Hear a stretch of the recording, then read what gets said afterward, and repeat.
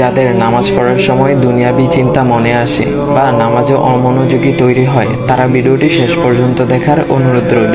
হযরত আলী রাদিয়াল্লাহু তাআলা আনহুর কাছে একজন ব্যক্তি এসেছে। তখন লোকটা বলল, হুজুর, আমার নামাজে মন বসে না। নামাজে দাঁড়ালে আমার দুনিয়াবি নানা চিন্তা আসে। হুজুর, আমার এই নামাজ কি আল্লাহ তাআলা কবুল করবেন? তখন হযরত আলী রাদিয়াল্লাহু তাআলা আনহা বলেছেন, না, তোমার নামাজ কবুল হবে না। তখন লোকটা মনে অনেক কষ্ট নিয়ে চলে যাচ্ছেন। এমন সময় রাসূল সাল্লাল্লাহু আলাইহি ওয়াসাল্লাম এসে হযরত আলী রাদিয়াল্লাহু তাআলা আনহুকে জিজ্ঞাসা করলেন, ইয়া আলী, আপনার কাছে লোকটা কেন এসেছিল? এসে দেখি মন খারাপ করে চলে গেল। কেন, কি হয়েছে, আমাকে বলুন। তখন আলী রাদিয়াল্লাহু তাআলা আনহু বলেন, তিনি আমার কাছে জানতে এসেছেন যে নামাজে দুনিয়াবি চিন্তা আসলে নামাজ হবে কিনা। আমি বলেছি, না, তোমার নামাজ কবুল হবে না।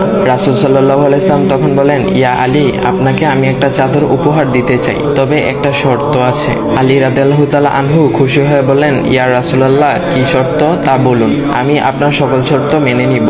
বুঝতেই তো পারছেন রাসূল সাল্লাল্লাহু আলাইহি ওয়াসাল্লামের চাদর বলে কথা। তখন রাসূল সাল্লাল্লাহু আলাইহি ওয়াসাল্লাম বললেন, ইয়া আলী, আপনি যদি এই মুহূর্তে 2 রাকাত নামাজ একনিষ্ঠভাবে পড়তে পারেন দুনিয়াবি সকল চিন্তা দূর করে, তাহলে আমি আপনাকে সেই চাদরটি উপহার দেব। আলী রাদিয়াল্লাহু তাআলা আনহু বলেন, এটা তো সাধারণ ব্যাপার। আলী রাদিয়াল্লাহু তাআলা আনহু তখন নামাজে দাঁড়িয়ে গেলেন আর তিনি নামাজ পড়তে শুরু করলেন। এমন সময় তার মনের মধ্যে শুধু ভাবনা চিন্তা আসতে শুরু করলো, আচ্ছা, আমাকে যে রাসূল সাল্লাল্লাহু আলাইহি ওয়াসাল্লাম যে চাদরটা দিবেন, সেটা কি ফাতিমার চাদর নাকি রাসূল সাল্লাল্লাহু আলাইহি ওয়াসাল্লামের? আচ্ছা, চাদরখানা দেখতে কেমন হবে?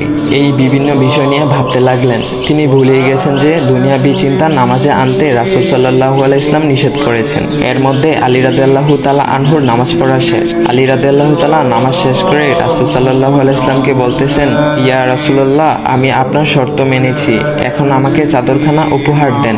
রাসূল সাল্লাল্লাহু আলাইহি ওয়াসাল্লাম বলেন, ইয়া আলী, আপনি কি একনিষ্ঠভাবে দুনিয়াবি চিন্তামুক্ত ছাড়া 2 রাকাত নামাজ পড়েছেন? তখন আলী রাদিয়াল্লাহু তাআলা আনহা মুচকি হেসে বললেন, না ইয়া রাসূলুল্লাহ, আমি আপনার চাদর নিয়ে অনেক কিছুই ভেবেছি।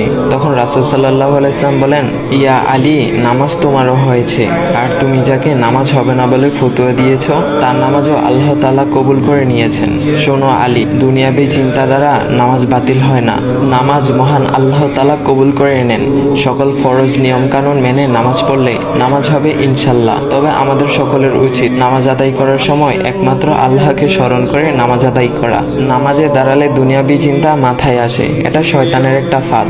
আল্লাহ তাআলা আমাদের সকলকে শয়তানের কুমন্ত্রণা থেকে হেফাজত রাখুক এবং সঠিকভাবে মনোযোগের সাথে নামাজ আদায় করার মতো তৌফিক দান করুক। সবাই বলি আমিন। চাইলে ভিডিওটা আপনি অন্যদের কাছে শেয়ার করতে পারেন, এতে অন্যদের ভুল ভ্রান্তিগুলো দূর হবে। তো গাইস, এমন ইসলামিক ভিডিও পাওয়ার জন্য ভাইয়ের আইডিটা ফলো করে দিয়ে যাও।